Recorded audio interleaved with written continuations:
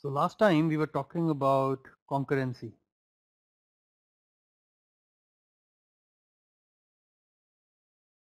Right? So basically, if there are two threads that are executing the same code, and we saw something like, let's say, linked list addition. So let's say insert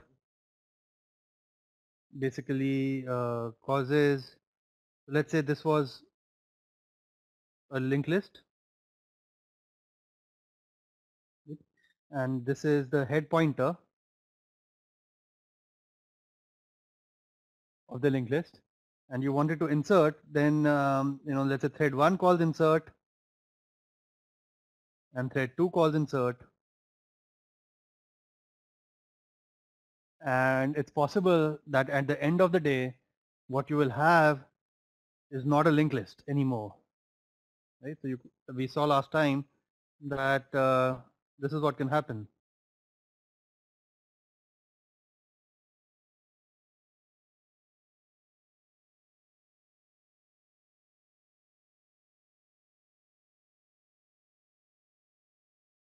Right? And we said this is not a very good thing because, of course, you wanted it to be a linked list, and now this element is lost because it's no longer a part of the linked list, and so this is a big problem, right? We also saw a similar example last time where there was this variable called hits, right? And let's say it was basically saying hits is equal to hits plus 1. Even simple code like this, if two threads are executing at the same time, then it's possible that the hits doesn't get incremented properly, right? So we saw that it's possible that at the end of both these threads getting executed, hits is only incremented once, whereas it should have really been incremented twice.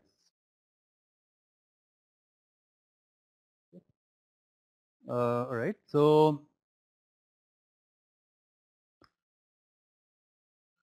it's somewhat of, let's say if I were to write a program, and let's say this is thread 1,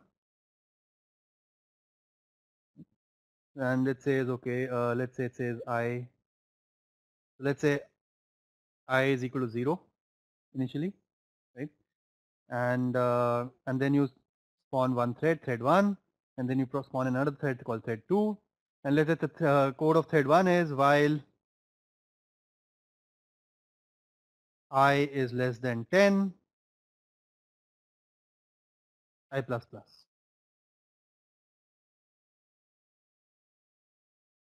And let's say that the code for thread 2 is while I is greater than minus 10,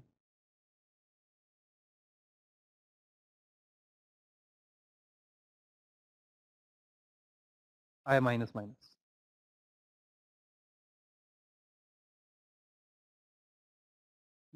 So this thread is just incrementing I till it reaches 10, and this thread is decrementing I till it reaches minus 10. Right? Now the question I want to ask you is, what will be after both these threads are finished? Right? Let's say at this point, let's say both these threads are finished, then what is the value of I? Right?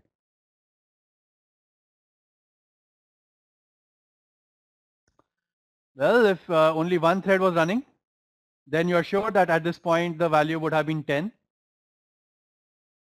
If only this thread was running, then you are sure that the value of I at this point would have been minus 10. But if both of these are running concurrently, then what is the value of I at the end of this program? It's non-deterministic. It can be anywhere between, it can be either minus 10 or 10, or even, is it even guaranteed that the program will terminate, right? What can happen is that I gets incremented, then gets incremented, decremented, and so the program never finishes. That's also, there's a non-zero probability of that happening, right? So it's possible that two threads, these two threads, the program of these two threads actually never finishes, right? So, basically, what is the value of I here? Well, cannot determine. In fact, you cannot even determine if the program will ever finish. right? Because it's possible that I is getting incremented and decremented, and so it neither reaches 10, neither reaches minus 10, and just keeps continuing. Right? That's a possibility also. So these kind of, this is basically what's called, you cannot determine what will be the behavior of a program, and the reason you cannot determine is it really depends on the order in which these threads execute, and the orders in which these threads execute is non-deterministic.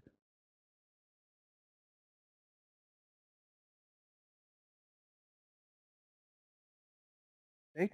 It's possible that T1 executes before T2. Possible that T2 executes before T1. It's also possible that both of them execute concurrently, right? Like this, right? So it's non-deterministic. In fact, it's even non-deterministic whether this program will ever finish, right? So, and what does the result depend on? The result depends. So because the result depends on who among these threads wins, and in some sense, it's a race. It's a race between the threads T1 and T2, right? And the result depends on who wins in the race. So that's the reason this kind of a situation is also called a race condition.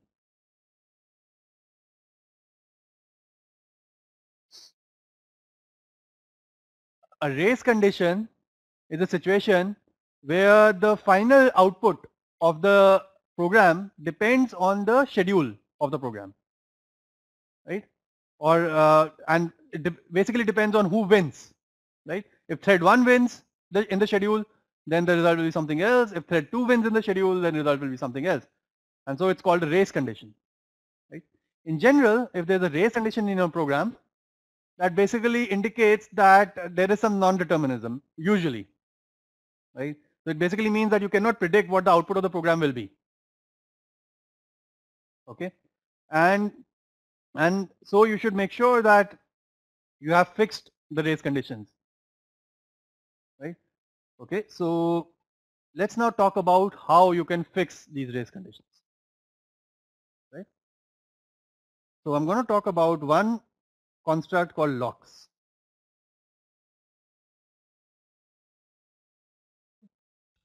So what is a lock? A lock is basically a variable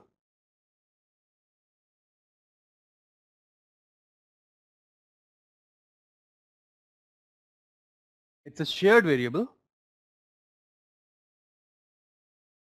by the multiple threads, and it has two functions: acquire lock and release lock.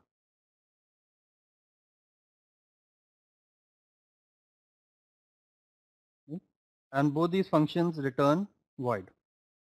They don't return anything, right? So there's a function called acquire and there's a function called release. And the semantics are at most one thread can acquire a lock at any time, right? So the lock can be either with thread 1 or it can be at with thread 2. It's not possible that the lock has been acquired by both threads simultaneously. Okay. So what happens if two threads try to acquire at the same time? So let's say this was let's say this was function called acquire. Let's say this was a call to acquire, and let's say there's a lock called L. Right? So if one thread wants to acquire it and another thread wants to acquire it, only one of these threads will be able to acquire it. So let's say the second thread was able to acquire it, so it will go through, right? And the first thread will have to wait.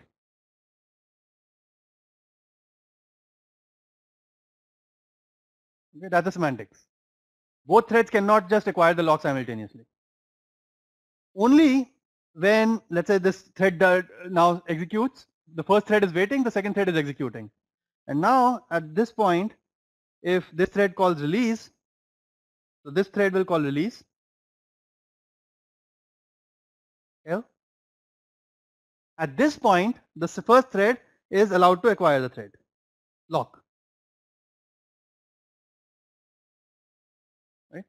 And now it will also release it at some point, let's say.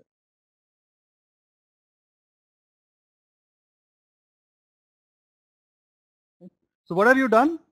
You have prevented this thread and this thread from executing concurrently, right? In other words, you have serialized the schedule, or you have implemented what's called mutual exclusion, right? So while this thread is executing, the other thread is mutually excluded or excluded from executing that code. Okay?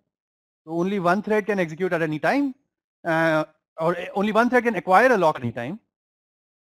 And while this thread has kept the lock acquired, the other thread will have to wait.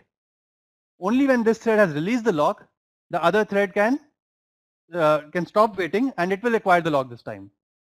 And now this will release the lock, and let's say there was a third thread, then that third thread will get to run that. Okay. So for example, if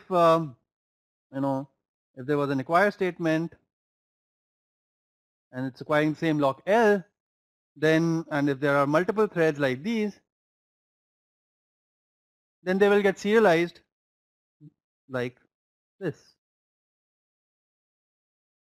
right? So release, release, release. Okay. So that's the semantics of acquire and release. So what you can do is, if there is some code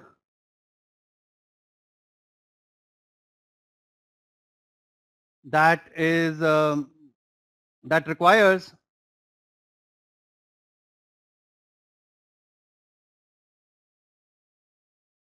mutual exclusion,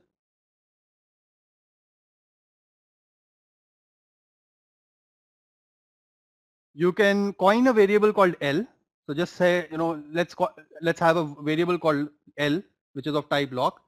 So let's say lock type L, the global variable. It must be of type lock. And then you just make calls to acquire L before this code and make a call to release L after this code, and your code becomes correct. Right? So all the problems that we have discussed so far go away if you do this acquire and release properly. Okay. So let's see. For example, let's take the example of hits is equal to hits plus 1. Right? So this is some code, and we saw that two threads, if are executing simultaneously, then there can be a problem. So what you can do, you can just say, okay, let's have a lock called, let's say L underscore hits. This is a lock that protects hits. Right? So there's a lock called L hits. And what you're going to do is just add acquire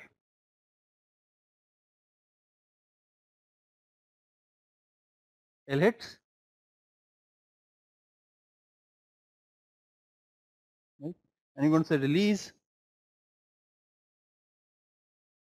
L hits.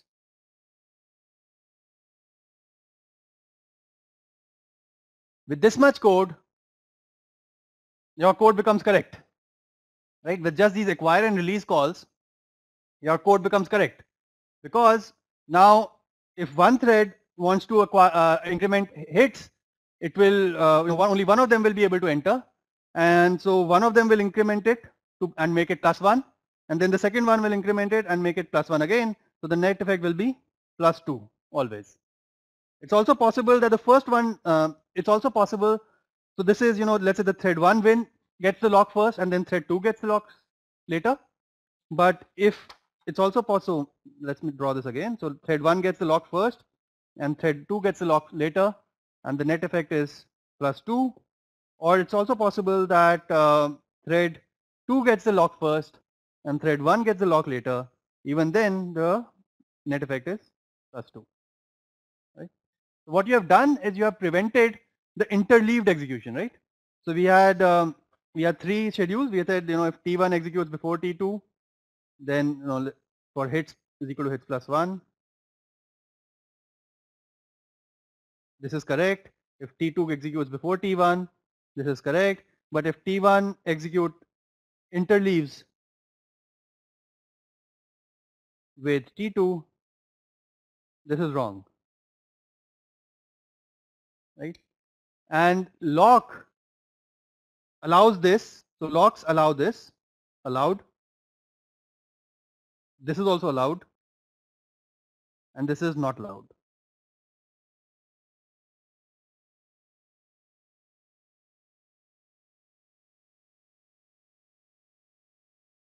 Okay. Similarly, in the case of the linked list example, I had insert,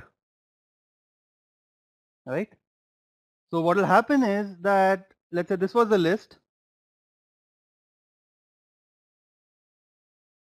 and you wanted to insert, so one thread wanted to insert L1,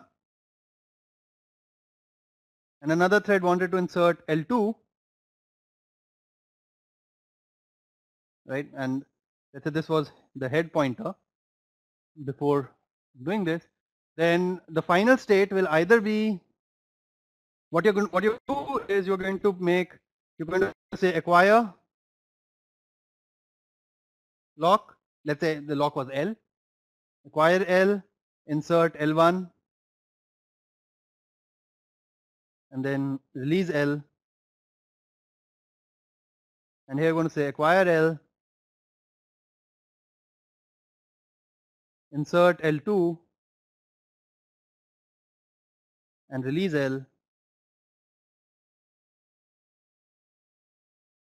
If your program is written in this way, the only difference from this and previous one is that you have bracketed your insert call with acquire and release. Right? Similarly, you bracketed insert call with acquire and release. In this case, your final state will be either, let's say this was the original list, then either it will be, if thread 1 wins, then it will be L1 will get appended first and L2 will get appended later and head will be here.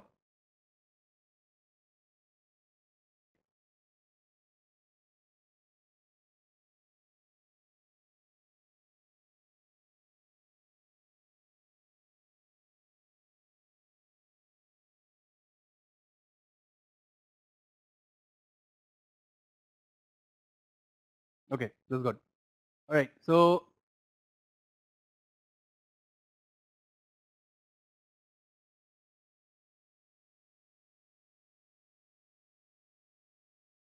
okay, I hope everybody can see this. So insert, acquire, insert, release, acquire, insert, release. So either I will have this, the head points to L2 and then L2 points to L1 and then the rest of the list, or it's possible that you get something like this. L1 and then L2 and then the rest of the list.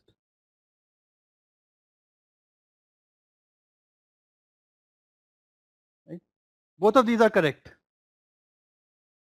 Right? What you have prevented is the race condition which caused your list to become corrupted.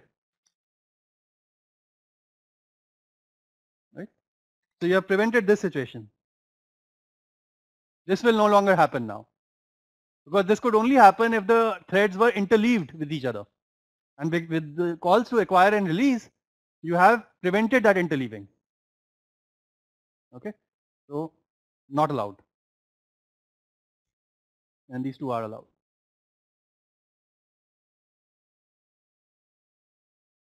Okay, so once again to review, what is a lock?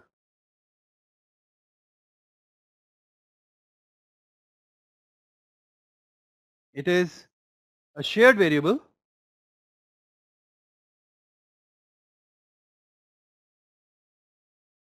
of type,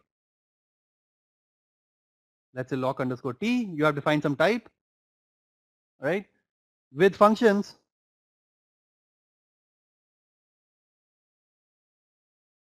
acquire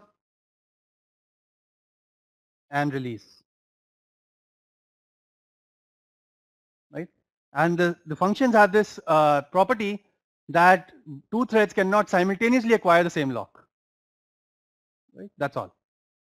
If two threads try to simultaneously acquire the same lock, then one of them will have to wait till the first thread releases the lock, right? And the way you are using the lock is basically you are putting calls to acquire and release before and after any code that contains a race condition, right? So if the code contains a race condition, then you just put a lock acquire and a lock release after the code, and it should solve most of your problem. Okay. Right. So at this point, let me open the floor for questions before I move forward.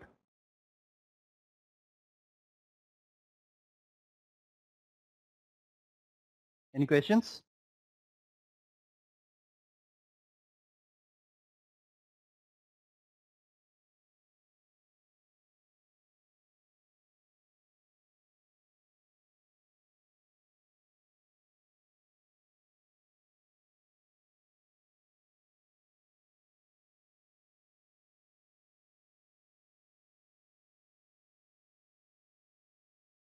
No questions. You can type your questions if that may be a faster way.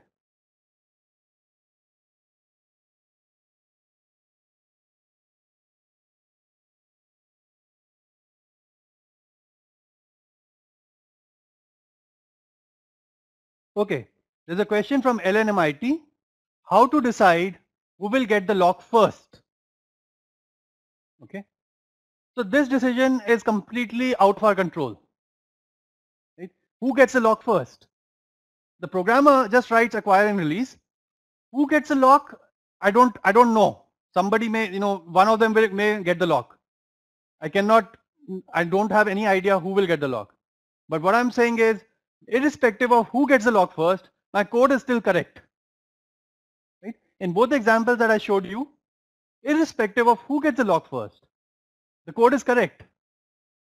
Right? So that's what matters. That's all that matters. Who gets the lock first? It's arbitrary. Anybody, you can toss a coin and say that this one will get the lock first. That's all. In general, it's the person who got there first. So, different implementations of lock, it depends on the implementation of acquire and release. Most implementations say that it's a first come first served.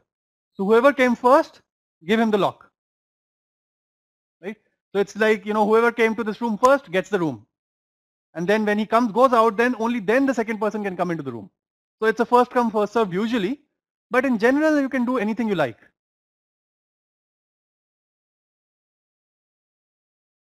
Okay. So suppose if we want a definite order, then what? Let's say if we wanted a definite order, then what should I do? Okay. Now question is, what will that order be defined on?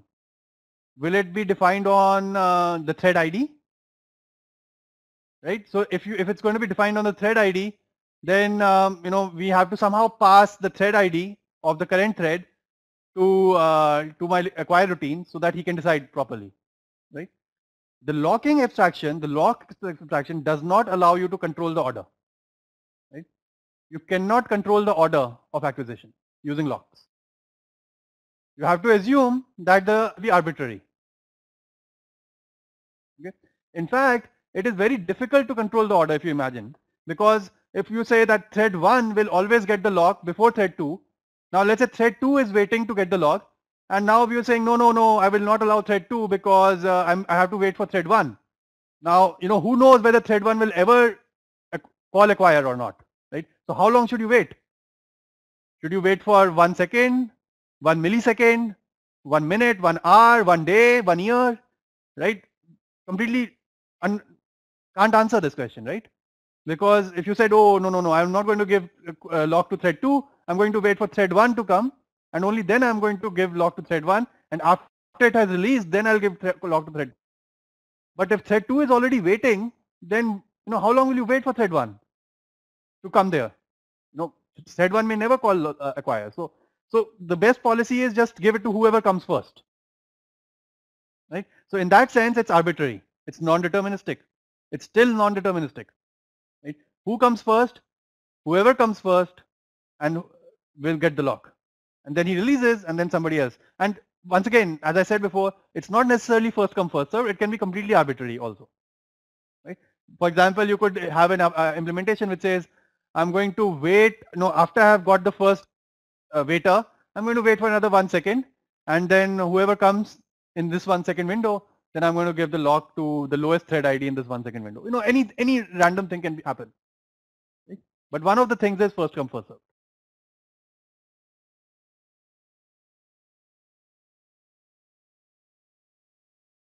Okay, good.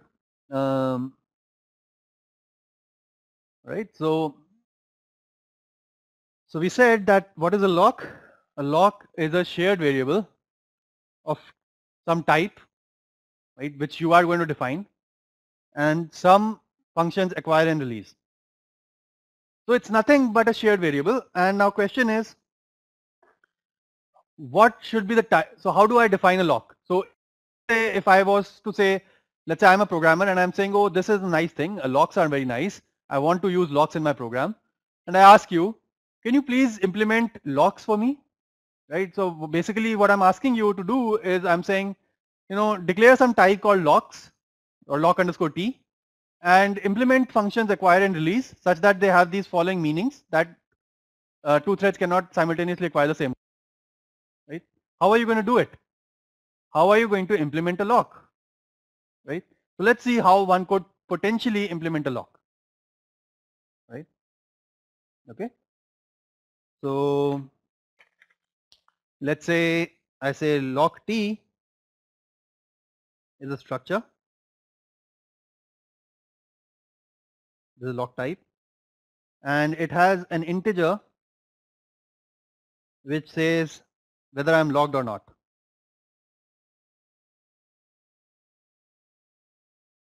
Right?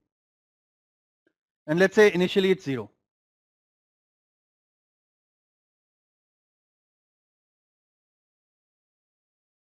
Right? So initially the lock is not locked, it's unlocked. Right?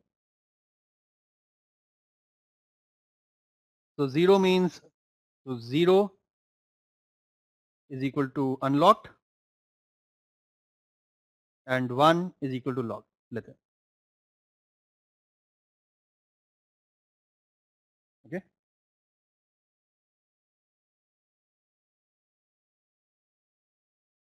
Right. And let's say my acquire, so this is void acquire,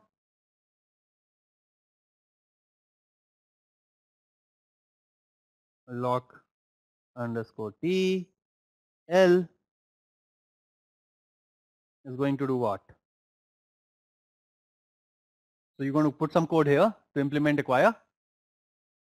And so similarly, you could put some code here. So void release lock underscore t l, some code here. What should be the code in acquire and release?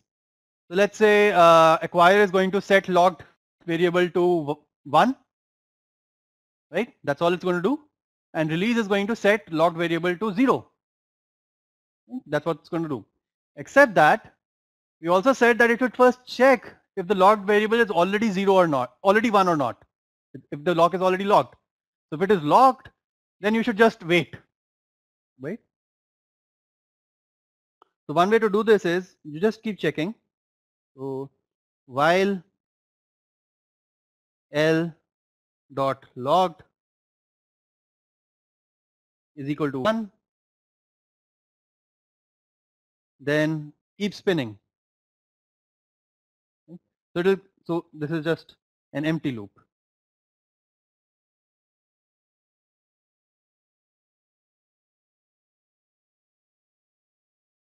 Right? You're just waiting for the lock to become 0. Right? And then you set L dot logged is equal to 1. Right? So that's acquire, let's say. And release is what? Release just says L dot logged is equal to 0. That's release. Okay, let's look at it in bigger picture. So what did I have? I said this is acquire.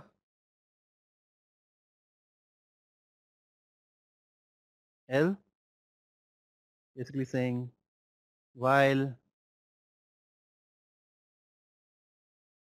L dot logged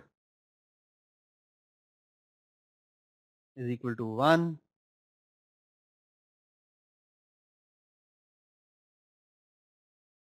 keep waiting. This is just a comment called keep waiting, but basically you are just going to keep checking that till L dot log becomes 1, becomes 0. At this point, once you have come out of the loop, you are sure that L dot log must be not equal to 1 and the only other value is 0. So it's equal to 0 at this point. And so now you basically make it 1. Right? That's acquire. And release is very simple. I just say L dot logged is equal to 0.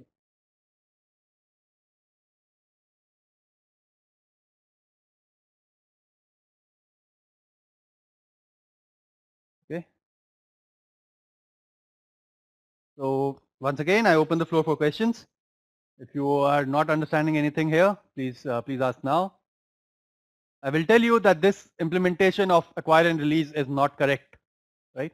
But at least if we could, at least the logic is correct, right? I'm going to show you why it's not correct. But do you understand the logic behind implementation of acquire and release? And do you also understand the meaning of locks, acquire and release, and so correlated with the implementation? So please ask a question if there is any.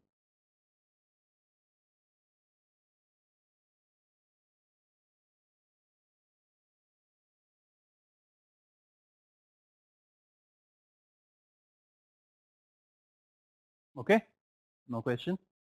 All right, so let's look at this implementation, right? Let's look at this implementation again, and let's see two threads try to acquire the lock at the same time. Right? So two threads called acquire on the same lock L at the same time. So what can happen?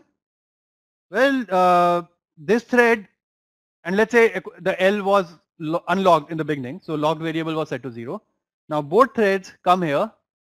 Both threads check if locked is equal to 0 or not. So this is a question. Let's see.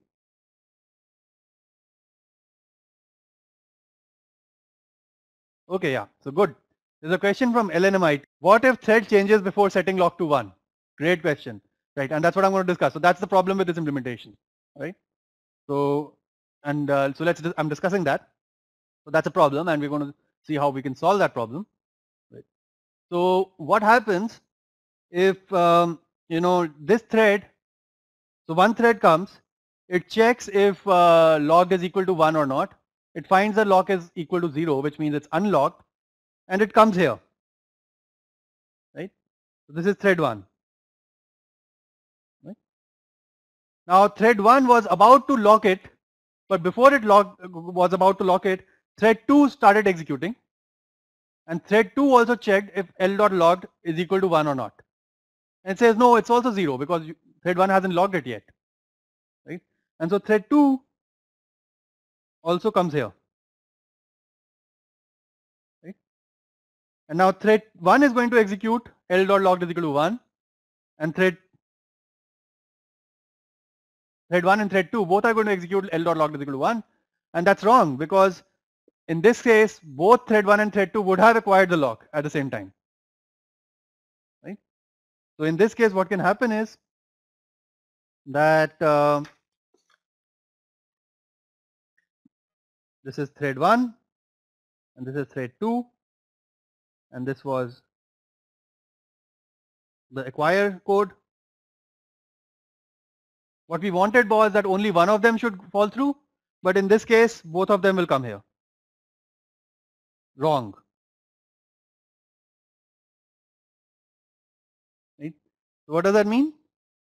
It means that this implementation of a lock is not correct, right? So what can we do? What do we really need? We need that we should be able to check a variable and set a variable in one go. It shouldn't be possible that between I checked the variable and between I set the variable, another thread comes in and does something, either reads or writes that variable. Shouldn't be possible. I should be able to check and set a variable in one go, right? Read or write a variable in one go. If it was possible to do that, then I would be able to implement the lock in a very easy way, right? So fortunately, modern processors give you such an instruction. So there's an instruction called, let's say, exchange.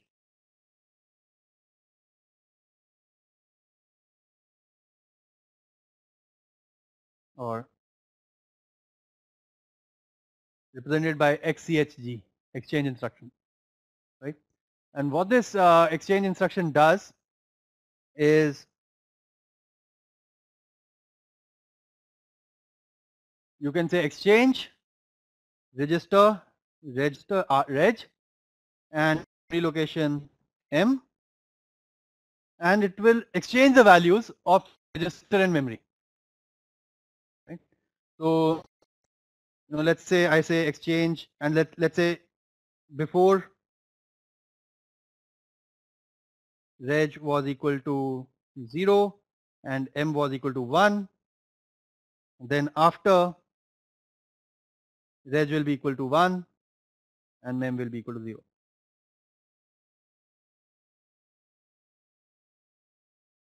Okay. So that's the semantics of exchange.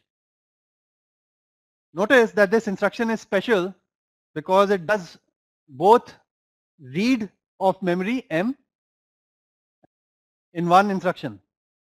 Okay. For example, it reads the value in M and puts it in register, and writes the memory value of 0 and puts it in memory in one instruction, right?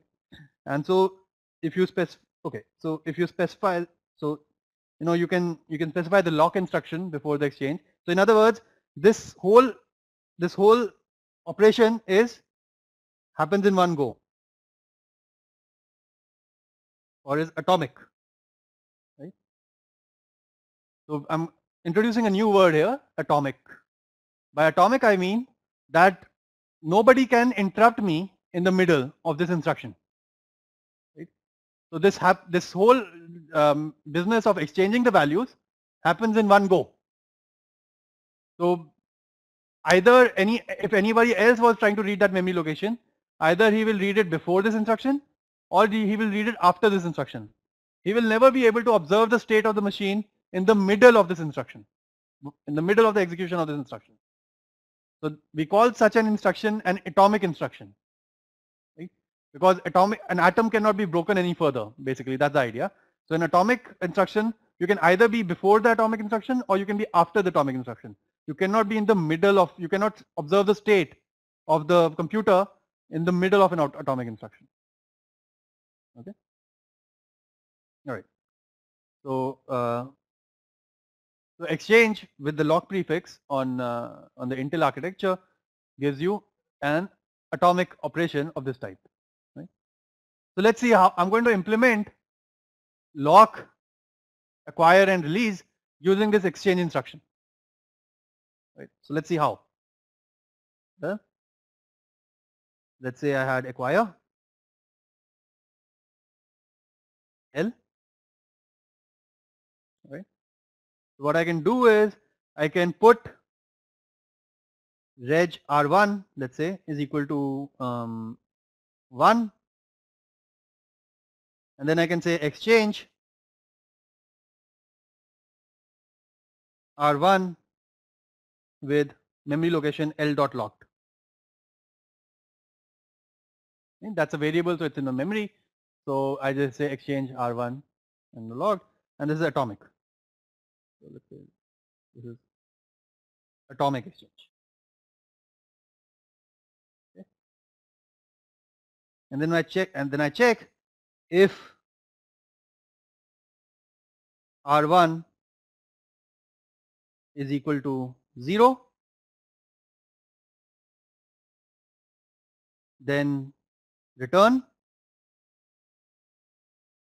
right? What does it mean? If R1 is equal to 0, that basically means that the value of logged must have been 0, right? And you atomically set that value to 1, right? And so you have you found the log to be unlocked and you atomically set it to 1, right? So you atomically logged it, right? Else, otherwise what does it mean? That the lock was already locked and you are trying to lock it again, which is not possible. You know, two people cannot have the same lock simultaneously. Else, do what?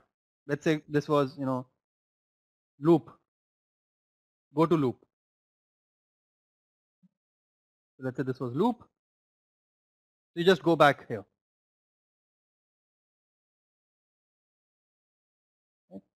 You retry. You tried to get the lock by setting the log variable to 1, but also atomically reading the original value of locked. Right? If the original value was 0, you have got a lock. You have been able to successfully find the lock in an unlocked state and you were able to lock it yourself. On the other hand, if you found the lock to be in a locked state already, then you know you should just retry because the lock has already been locked, so you cannot relock it. So you just go back and keep retrying.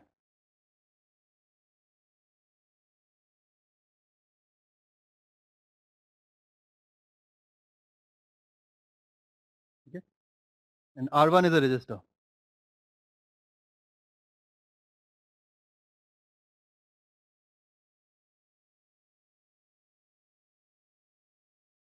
Okay. And release is just like before. So this is acquire and release is just like before. Release is very simple. All you need to do is just say l.logged is equal to 0. Right? So that's release and this is acquire.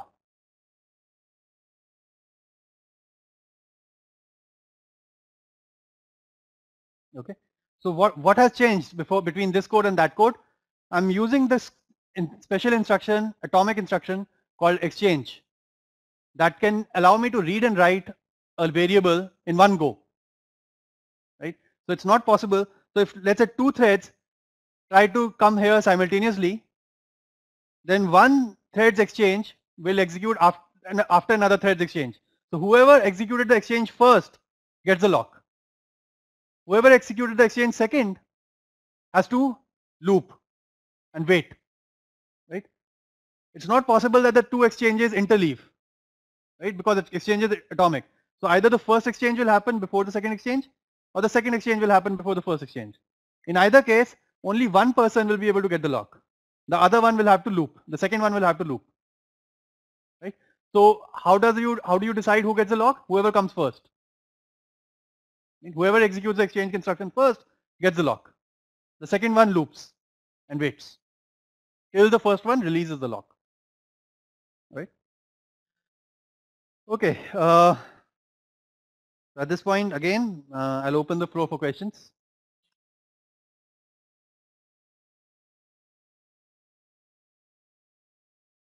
Yeah, I would suggest that you please focus on this sheet.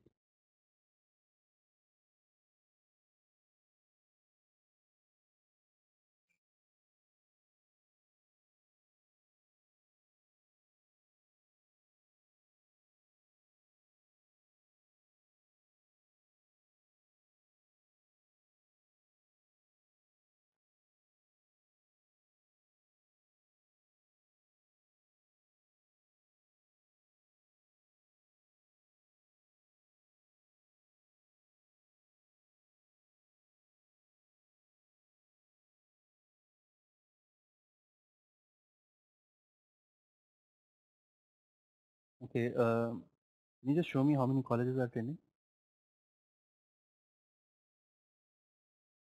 31. Can I talk to any one random college? Let's say. Let's talk to CE Pune, for example. No, CE Pune.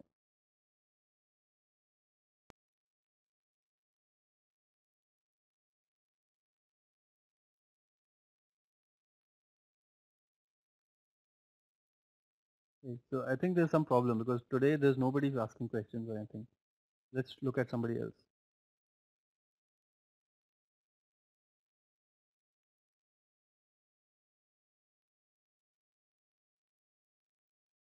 Okay, BSA, are you? Um,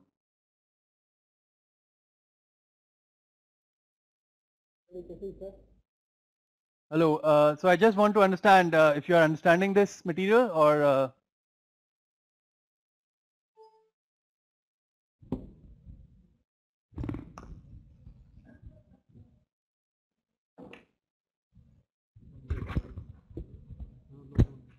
Only mine.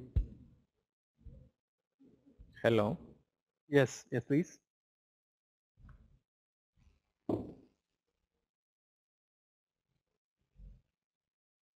Is there any problem in the relay, sir? No, I'm just asking if this is clear. Yeah, it's clear. It's clear. Very good. Yeah, it's So clear. it's clear. Very good. Very good. Yeah. So if there are any questions, please ask me. I just want some feedback from the colleges that whether what I'm discussing is clear or it's whether I'm going too slow. I mean, is it something that you already know? Yeah, I lost my students. Please. Okay. Students, are you all understanding what I'm teaching? What's your feedback? Does anybody want to ask some questions? You have any doubt?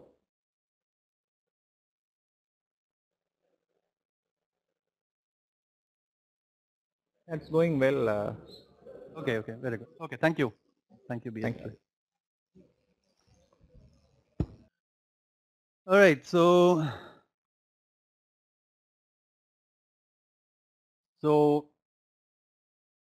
okay. So this is an implementation of a lock, and I want you to completely understand why this implementation works. All right. So release is very simple. I just set the lock variable to 0, and acquire is basically just checking if the lock is available. So in a way, it's doing the same thing that we had earlier, right? So in this code, in the implementation that I had earlier, it was almost correct, except that at this point, the thread was, it's possible that the other thread could start to run, right? But with the exchange instruction, you have made this entire region atomic. Right? But you needed some special instruction to do that. Right? If this whole thing was atomic, then there is no problem. Only one thread will see the lock in an unlocked state, and it will get the lock. The second thread will see the thread in the lock in the logged state.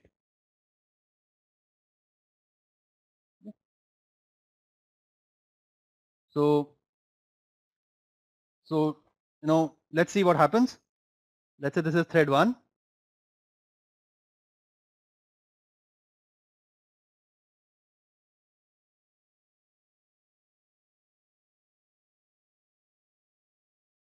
Let's say this is thread 1, and this has a register reg, and this is thread 2, and this has a register reg. They have separate registers, right? Registers are separate to each thread. And so what it does is it sets its register value to 1, and this one also sets its register value to 1. Then this one says exchange reg with l.logged. Right? So let's say initially l.logged was 0. Initially. Then what will happen? Reg will become 0 and l.logged will become what? 1, right? Because reg was 1. Let me just demarcate this. Okay. And so now it's going to check if, now let's say this thread simultaneously executes exchange reg with l.locked, right? So let's say this executed first. Let's say this executed first and this executed second. Right? So what is the value of in reg now?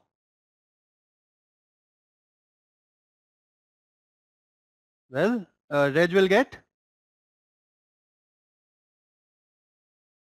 because it executed second, reg will get 1. It executed second, right? So because it executed second, by this time l.locked has already been made 1. So what you will get from exchange reg comma l.locked is value 1. And what will you get in l.locked?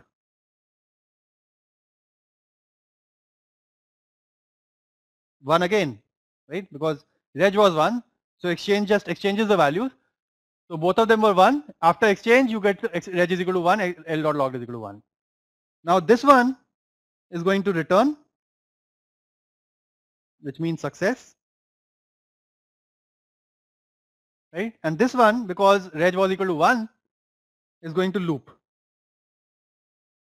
right? Which means wait.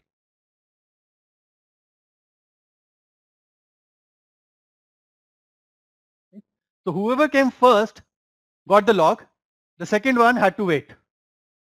And this was made possible by this atomic instruction called exchange.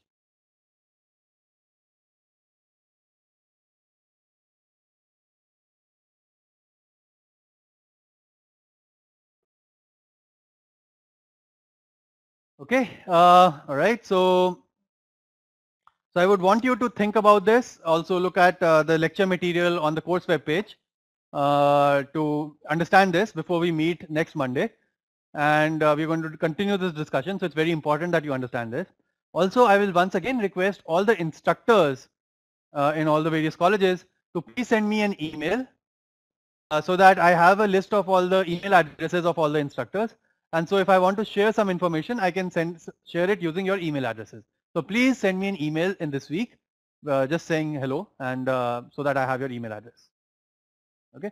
My email address will be available on my, through the AView software, or you can even search for me on the internet.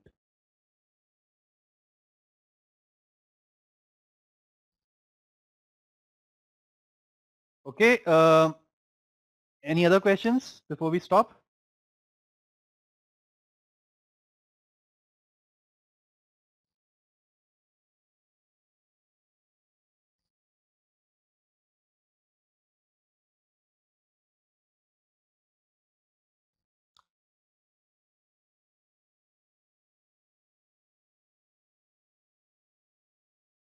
Okay. If there are no questions, let's stop here. See you on Monday.